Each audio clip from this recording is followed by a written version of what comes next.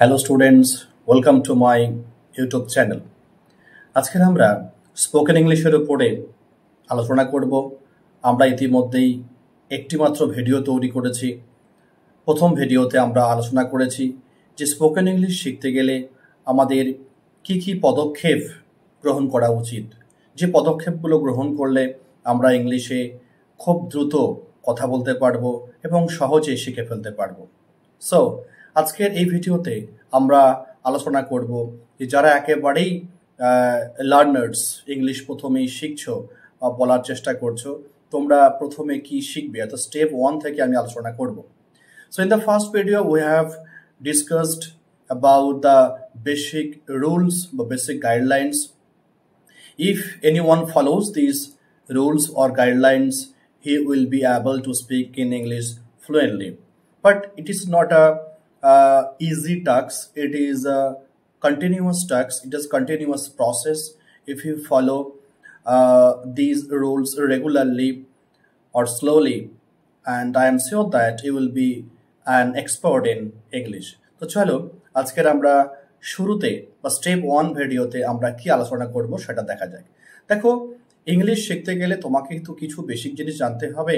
তো বেসিক জিনিসটা হচ্ছে যে বেসিক ইংলিশ স্ট্রাকচার, মানে ইংলিশের যে বাক্য তার বেসিক স্ট্রাকচারটা কি সেটা শুরুতে জানা উচিত। So basic structure is subject, verb and object. মানে সাবজেক্ট বসবে, তারপরে ভার্ব বসবে, তারপরে অবজেক্ট বসবে। এটি হচ্ছে ইংলিশের বেসিক স্ট্রাকচার। তো আমরা এই বেসিক স্ট্রাকচার দিয়ে কয়েকটি বাক্য আমরা প্রথমেই জানবো। দেখো, সাবজেক্ট মানে হচ্ছে কর্তা, অর্থাৎ ভার্বকে যদি আমি প্রশ্ন করি, কে দিয়ে প্রশ্ন করি, যে বা উত্তর পাবো, কে বা কারা দিয়ে প্রশ্ন করি, যে উত্তর পাবো সেটাই হচ্ছে সাবজেক্ট। যদি বলি আমি ফুটবল খেলি, দেখো এখানে খেলাটা হচ্ছে কি ক্রিয়া, তাহলে কে ফুটবল খেলে, কে দিয়ে প্রশ্ন করলাম, উত্তর পেলাম আমি। বা যদি বলি আমরা ফুটবল খেলি, তাহলে কারা ফুটবল খেলে, উত্তর পাবো হচ্ছে আমরা। তাহলে আমরা সাবজেক্ট পেলাম কিভাবে, না ভার্বকে কে বা কারা দিয়ে প্রশ্ন করে। তাহলে আমরা প্রথমেই লিখতে পারি উই। যদি বলি আমরা ফুটবল খেলি তাহলে উই, যদি বলি আমি ফুটবল খেলি তাহলে বলবো আই। তারপর দেখো বেসিক স্ট্রাকচারের প্রথম নেক্সট কি আছে, ভার্ব। তাহলে এখানে কি বসবে, ভার্ব বসবে, মানে আই প্লে বা উই প্লে। এবারে ভার্বকে আমরা কি দিয়ে প্রশ্ন করব, যে আমরা কি খেলি, না আমরা ফুটবল খেলি। তাহলে কি দিয়ে প্রশ্ন করলে আমরা কিন্তু অবজেক্ট পাই। তাহলে আমরা সাবজেক্ট ভার্ব অবজেক্ট কিভাবে পেলাম, যে কে বা কারা দিয়ে প্রশ্ন করলে আমরা পাচ্ছি সাবজেক্ট, আর কি দিয়ে প্রশ্ন করলে সেটা আমরা পাচ্ছি অবজেক্ট। তাহলে যদি আমরা বেসিক স্ট্রাকচার অনুসারে যদি বাক্যটি সাজাই, যে আই প্লে ফুটবল, তাহলে এটা কি হবে, আমি ফুটবল খেলি, তাহলে দেখো আই প্লে ফুটবল, আমরা ফুটবল খেলি, উই প্লে ফুটবল। এইবারে যদি বল ছেলেরা ফুটবল খেলে, দ্য বয়েজ প্লে ফুটবল। এবার একটা জিনিস তোমরা জেনে নাও, সেটা হচ্ছে যে পার্সনস কয় প্রকার। দেখো পার্সনস 3 প্রকার, first person, second person, third person. First person হচ্ছে আমি আমরা, সেকেন্ড পার্সন হচ্ছে তুমি তোমরা, আর থার্ড পার্সন হচ্ছে সে, তারা, এটা, হ্যাঁ, এগুলো হচ্ছে থার্ড পার্সন। যেটা আমরা বলতে হি, সি, দে, ইট, এগুলো হচ্ছে থার্ড পার্সন। থার্ড পার্সন মনে রাখার আরেকটি নিয়ম হচ্ছে যে ফার্স্ট পার্সন এবং সেকেন্ড পার্সন, অর্থাৎ আই, উই, ইউ, এই 3টি ওয়ার্ড বাদে পৃথিবীতে যত শব্দ আছে সব শব্দই কিন্তু থার্ড পার্সন।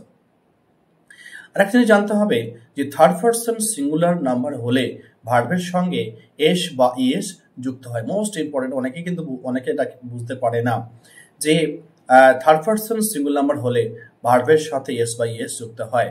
যেমন রাম বিদ্যালয়ে যায়, তাহলে রাম কে যায়, না রাম। যাওয়া ইংরেজি কি গো, তাহলে রাম গো টু স্কুল। দেখো এটা ভুল হয়েছে গ্রামাটিক্যালি। কেন, রাম হচ্ছে থার্ড পার্সন সিঙ্গুলার নাম্বার, তাই ভার্বের সঙ্গে ইএস যুক্ত হবে, অর্থাৎ Ram goes to the school.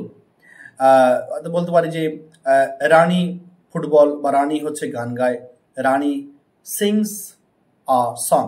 দেখো সিংস কেন হলো, রানী হচ্ছে থার্ড পার্সন সিঙ্গুলার নাম্বার, সেই কারণে রানী সিংস আ সং।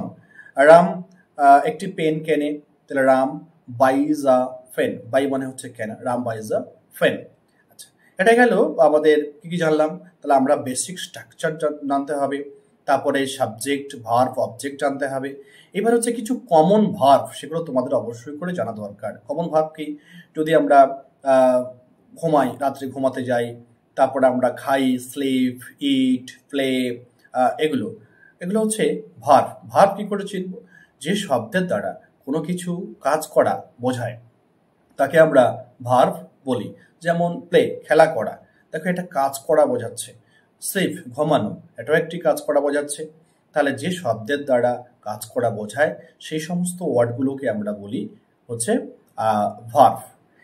এই বেসিক স্ট্রাকচার এটা জেনে নেওয়ার পরে তোমাদের কিছু বেসিক গ্রিটিংস আছে। এটা হচ্ছে স্পোকেন ইংলিশের হচ্ছে খুব ইম্পর্টেন্ট একটা দিক, যে বেসিক গ্রিটিংস। শুরুতে তো তোমাদের এই সমস্ত গ্রিটিংসগুলো জানা উচিত। যে কারোর সঙ্গে সকালবেলা তোমার সঙ্গে দেখা হলো, মানে if you meet any one in the morning, তো you should greet him by saying good morning sir, good morning brother, good morning friend. এইভাবে তোমাকে গ্রিট করা শিখতে হবে। যদি তোমার সঙ্গে সন্ধ্যার সময় দেখা হয়, you must say good evening. বা যদি তোমার রাত্রে কারোর সঙ্গে তুমি ফোনে কথা বলছো এবং ফোন রেখে দেওয়ার সময় you must say good night, take care, বা হ্যাভ আ সাউন্ড স্লিপ, বা ভালোভাবে তুমি ঘুমাও। এই যে গ্রিটিংস করাটা কিন্তু শিখতে হবে। কারোর সঙ্গে তোমার দেখা হলো রাস্তায়, তখন আমরা কি বলতে পারি? হাউ আর ইউ, কেমন তুমি আছো? তার উত্তরে তুমি বলবে বা সে বলতে পারে আই অ্যাম ফাইন। এবং ঘুরিয়ে যদি তোমাকে জিজ্ঞেস করে যে তুমি কেমন আছো, তখন তুমি বলতে I am also doing great, আমিও ভালো আছি।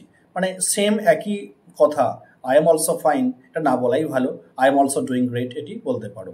আবার যদি তোমাকে কেউ জিজ্ঞেস করেছে যে তুমি কেমন আছো, তখন ঘুরিয়ে তুমি যখন কাউকে উত্তর, তখন তুমি কি জিজ্ঞেস করবে? বলতে হবে যে I am fine and what about you, what about you, তুমি কেমন আছো, এগুলো জিজ্ঞেস করতে হবে। এগুলো হচ্ছে বেসিক গ্রিটিংস। তারপরে মনে করো যখন পরস্পরের সঙ্গে প্রথম দেখা হলো, প্রথমে আমরা অনেক সময় বলি নাইস টু মিট ইউ, তোমার সঙ্গে সাক্ষাৎ হয়ে আমার খুব ভালো লাগছে, নাইস টু মিট ইউ, এটা কিন্তু বলতে হবে। আবার যখন তোমরা পরস্পরের সঙ্গে বিচ্ছেদ হয়ে যাচ্ছে, চলে যাচ্ছ, তখন আমরা বলতে পারি সি ইউ লেটার, আবার তোমার সঙ্গে পরে কখনো দেখা হবে, সি ইউ লেটার। এগুলো বেসিক গ্রিটিংস, তোমাকে এই বেসিক গ্রিটিংসগুলো শিখতে হবে। আবার থ্যাংক ইউ, মনে করো তোমাকে কেউ কিছু একটা পরামর্শ দিল বা তোমার কোনো প্রবলেম কেউ সলভ করে দিল, তখন তোমাকে সঙ্গে সঙ্গে বলতে হবে থ্যাংক ইউ স্যার, বা অনলি থ্যাংক ইউ, এটা তুমি বলতেই পারো। এবারে অ্যাট হোম, মনে করো তোমার বাড়িতে তখন যখন থাকবে, তখন কি কি ইংলিশ তোমরা ব্যবহার করতে পারো? মনে করো তোমার কোনো ছোট ভাই, সে এখনো ঘুম থেকে ওঠেনি, তখন তাকে কি বলবে? ওয়েক আপ, হ্যাঁ ওয়েক আপ, ঘুম থেকে জেগে ওঠো। তারপর তুমি কি বলবে? ব্রাশ ইউর টিথ, তোমার দাঁতটি মেজে নাও। তারপর কি বলবে? যে হ্যাভ ইউর ব্রেকফাস্ট, ব্রেকফাস্টটি খেয়ে নাও, হ্যাভ ইউর ব্রেকফাস্ট। তারপরে আমরা বলতে পারি যে টেক আ ব্যাথ, স্নান করে নাও, হ্যাঁ টেক আ ব্যাথ, স্কুল যাওয়ার আগে স্নান করে নাও, হ্যাঁ। তারপরে আমরা কি বলতে পারি? যে হচ্ছে যে ড্রেস আপ কুইকলি, তাড়াতাড়ি তুমি তোমার স্কুলের পোশাকটি পরে। তারপরে মনে করো তোমার ভাই বিছানায় শুয়ে পড়েছে, তুমি তাকে বলছো যে টার্ন অফ দ্য লাইট, লাইটটা কিন্তু অফ করো, turn off the light, turn off the light. বা তুমি শুয়ে আছো, তোমার মাকে বলছো যে mother please turn off the light, দয়া করে এই লাইটটিকে একটু বন্ধ করে দাও। বা তোমার খাওয়া দাওয়া হয়ে গেছে, তুমি এবারে শুতে যাচ্ছ, সবাইকে বলবে good night, good night to you all, সবাইকে শুভরাত্রি। বা বলতে পারো যে কেউ তোমার ভাই, সে সবে খাওয়া দাওয়া করে, তাকে বলছে যে go to your bed and sleep well, যাও শুয়ে পড়ো, ভালোভাবে তুমি ঘুমাও। হ্যাঁ, এই যে কথাগুলো অ্যাট হোম, বাড়িতে, এইসব কথাগুলো তোমাকে বলা শিখতে হবে এবং বলা শুরু করতে হবে। অর্থাৎ তোমাকে অ্যাটলিস্ট তোমাকে বলা শুরু করতে হবে, বলতে সাহস পেতে হবে। যত তুমি এই সমস্ত ছোট ছোট ইংলিশ ওয়ার্ডগুলো বলবে, তত তোমার মধ্যে কনফিডেন্স বিল্ড আপ হবে এবং তুমি ইংলিশে আস্তে আস্তে দক্ষ হবে। আজকের আমরা এই পর্যন্ত আলোচনা করি, এরপরে আবার একটি অন্য বিষয় নিয়ে তোমাদের সঙ্গে আলোচনা করব।